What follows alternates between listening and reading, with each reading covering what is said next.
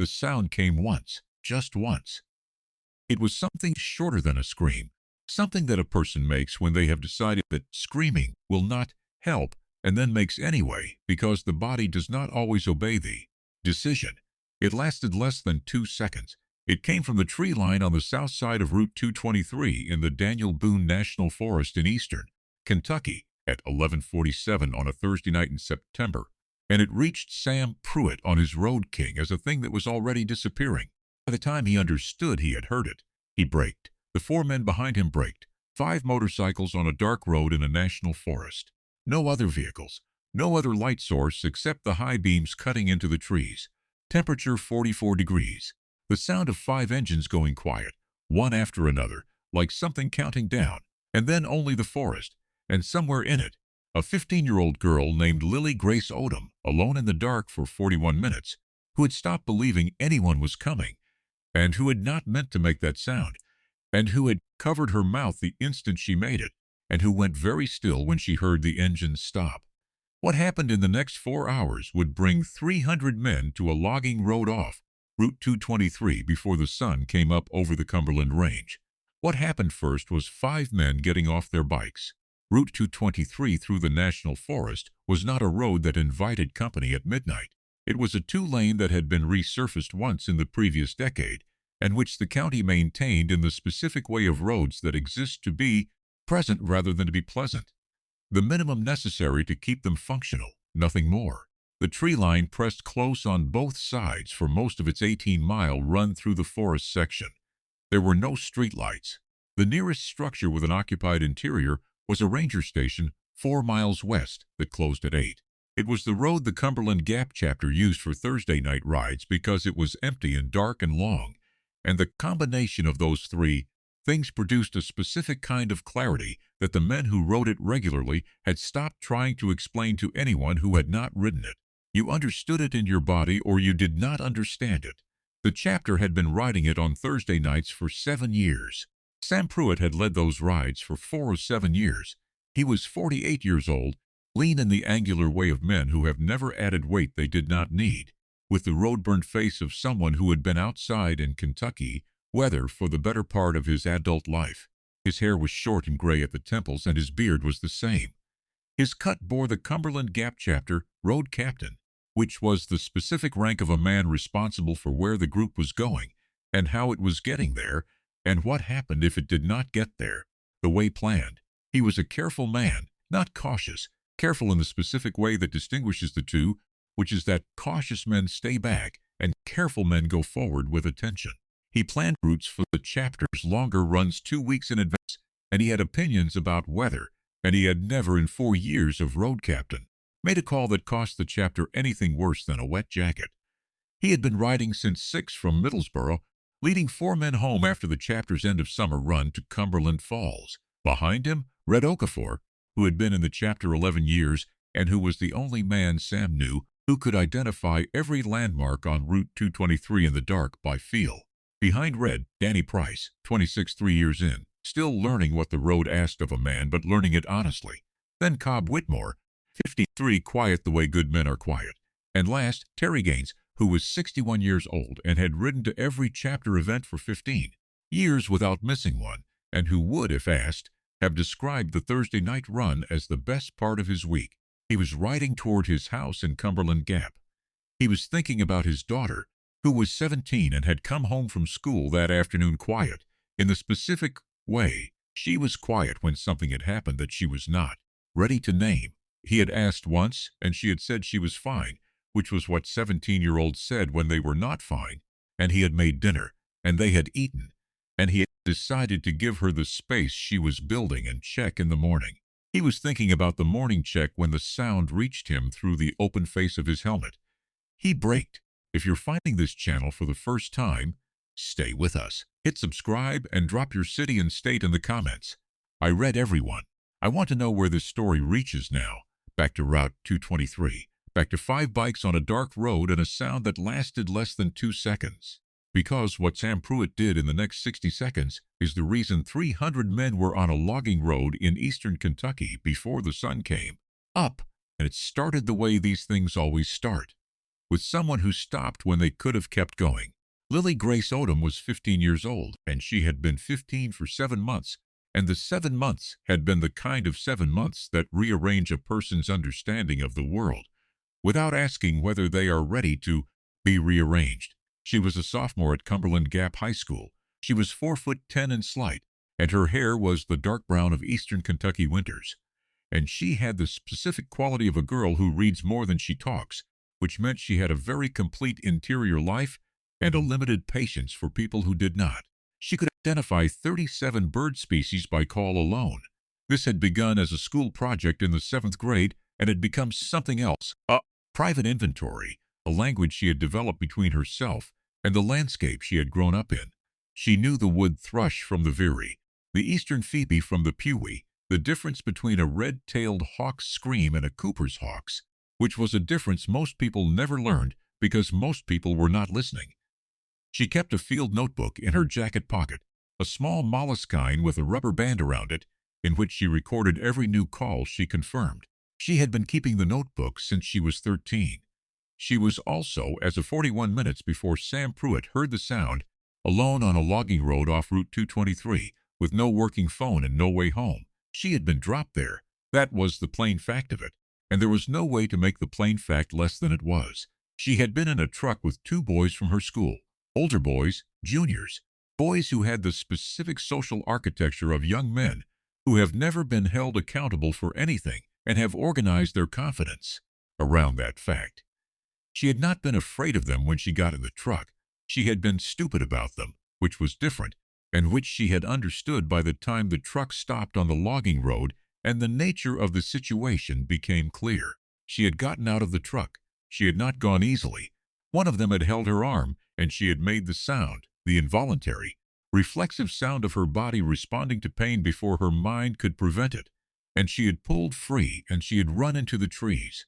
They had called after her.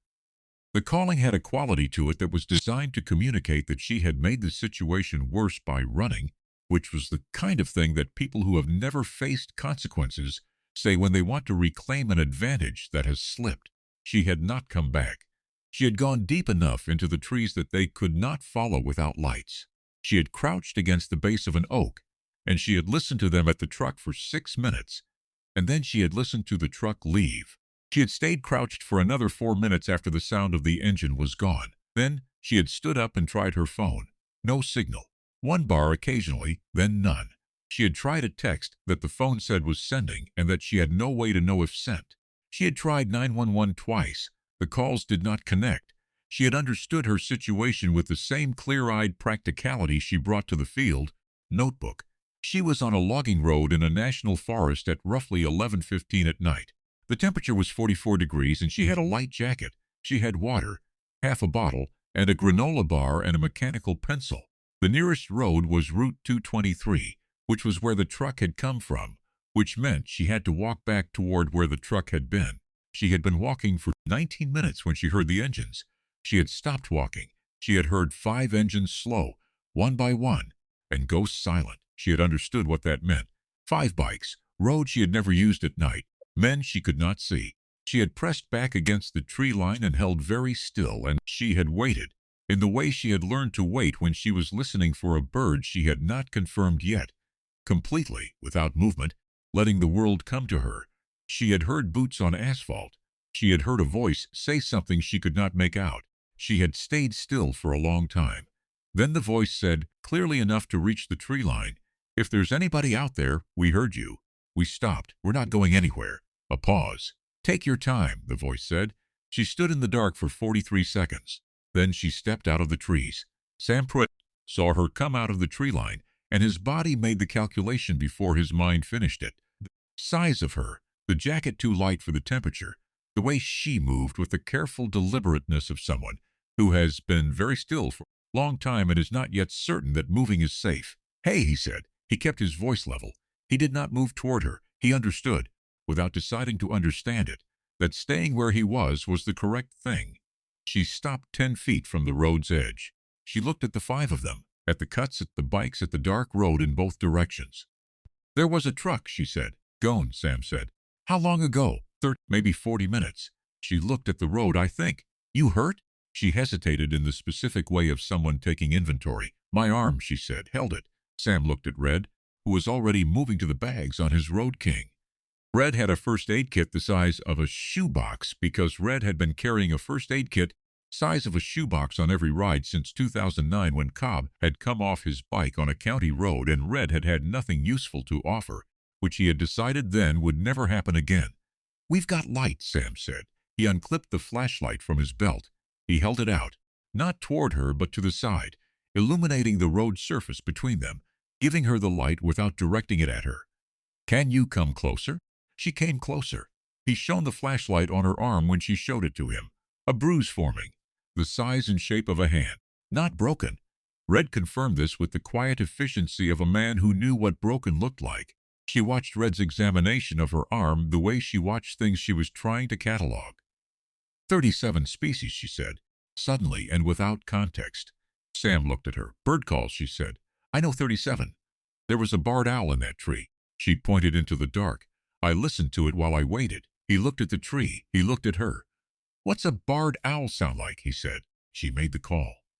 In the dark, on the side of Route 223 in the Daniel Boone National Forest at 11:49 at night, a 15-year-old girl made a barred owl call with complete accuracy, which was something Sam Pruitt had never heard a person do, and which landed on him in a way he could not have explained, except that it told him everything he needed to know about who she was. What's your name? He said. Lily, she said. Lily Odom. Sam went very still. He looked at the road. He looked back at Lily. Do you go to school in Cumberland Gap? He said. Yes, she said. My daughter goes there, he said. Annie Pruitt. You know her?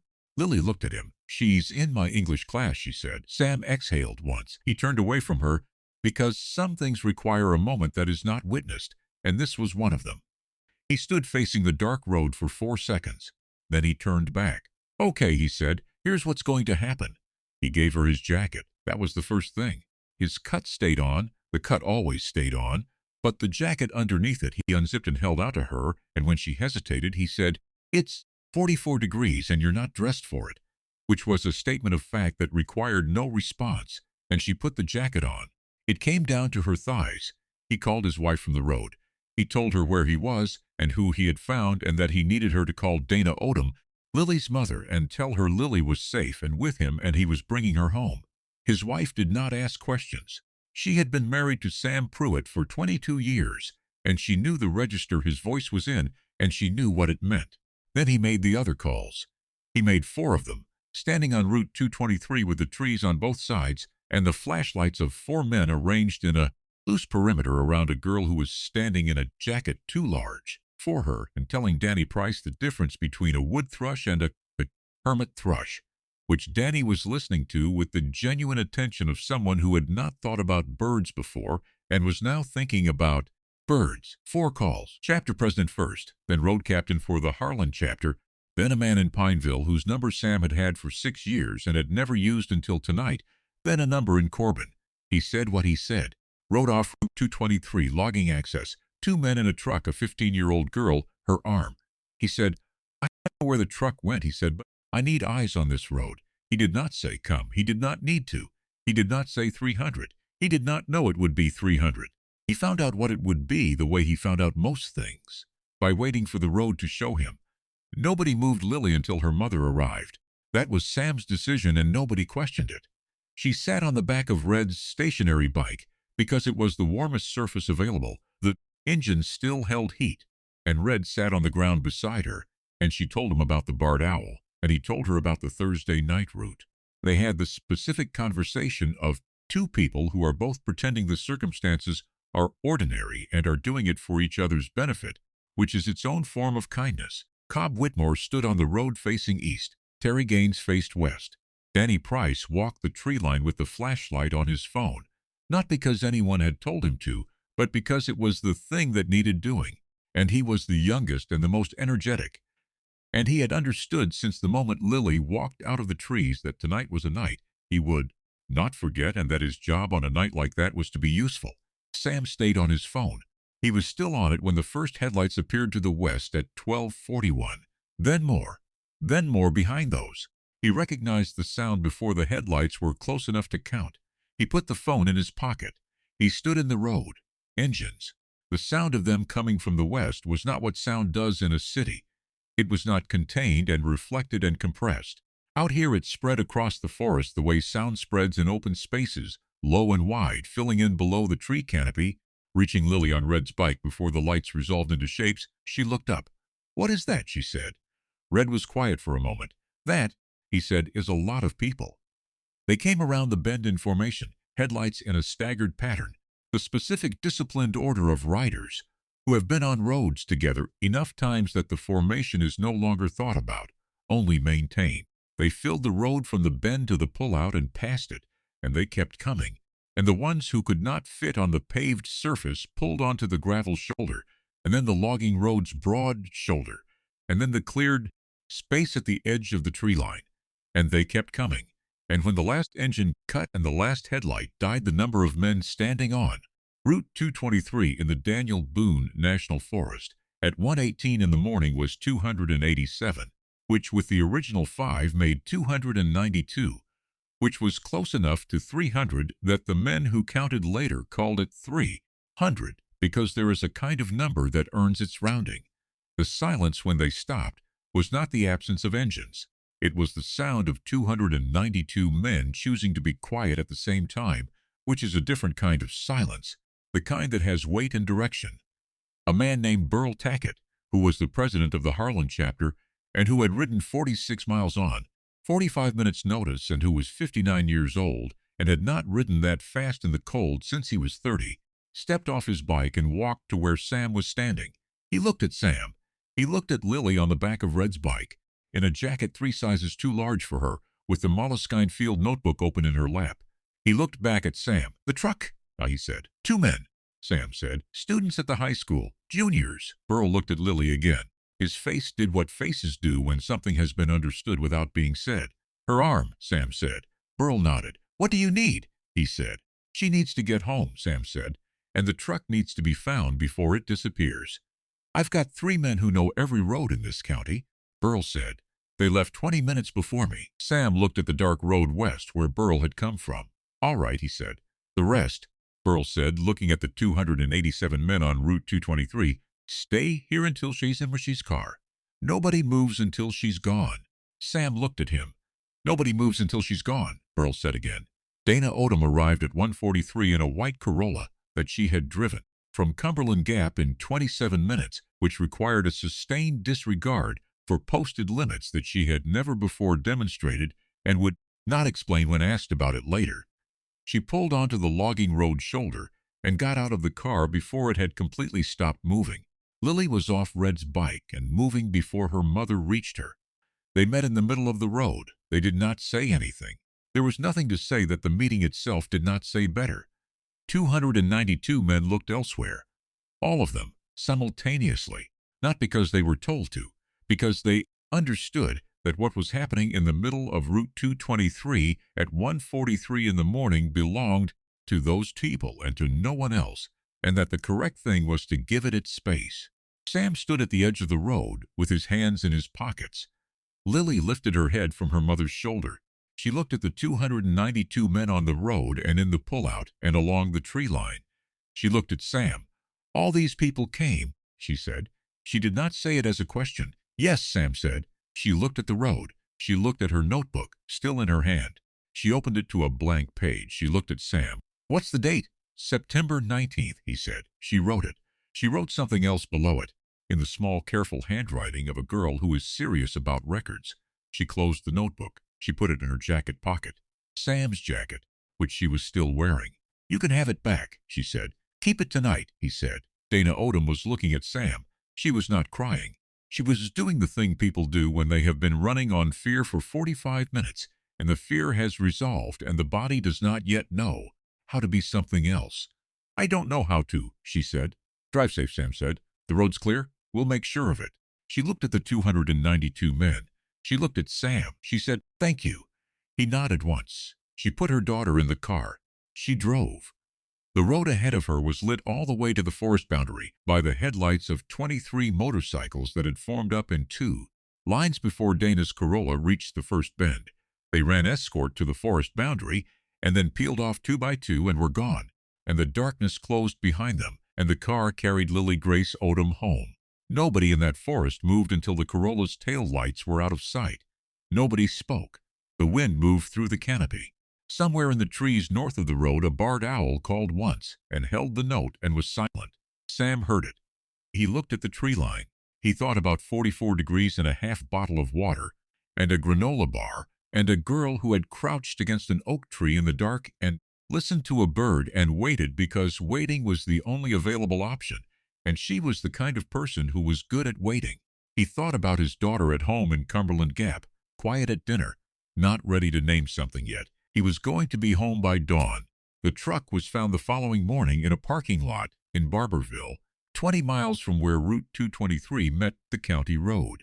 The two young men were identified by 11 in the morning through a combination of the text Lily had managed to send, which had gone through, delayed reaching her friend Kaylee at 11:58, and the specific, organized patience of three men who knew every road in Harlan County, and who had spent the hours between 1 and 7 in the morning making sure that the truck did not have time to disappear. The two juniors were interviewed by the Knox County Sheriff's Department that afternoon. Their parents were present. The interviews were recorded. The charges that followed were the kind that stay on a record. The school found out by the following Monday. The school responded the way institutions respond when they have no choice but to respond, with the full weight of what the situation required, in writing, with documentation. Neither of them returned for the second semester. Sam Pruitt returned his jacket 2 weeks later when Lily came to his door with her mother. She had washed it and folded it. She stood on the porch and held it out, and he took it, and that was the exchange. Then she said, "I wrote it down." He looked at her. "The Barred Owl," she said, "September 19th. I wrote down what it sounded like and the time and the location, number 38. She looked at him with the specific directness of a girl who has decided that a record should be kept, and who is telling him because he was there. "It counted," she said. He looked at the jacket in his hands. He looked at her. "Yes," he said, "it counted." She nodded. She and her mother went back to the car. He stood on the porch until they were gone. Then he went inside and told his daughter he was ready to listen. She talked until almost midnight, listened to all of it. He did not say it would be okay. He said, "I'm here," he said, "I've got you." He said the things that are true and that are enough, because enough is what matters, and enough is what he had. 5 men heard a sound in the dark that lasted less than 2 seconds, and they stopped. They did not keep going.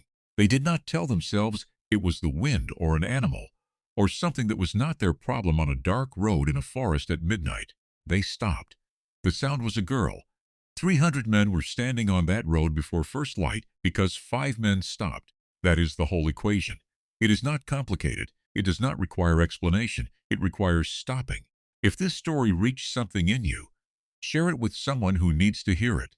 Subscribe so you're here for the next one. And drop a comment below. Tell me where you're watching from tonight. Type stop in the comments if you understand why that word is the whole story. Because sometimes that is all it takes, the willingness to stop.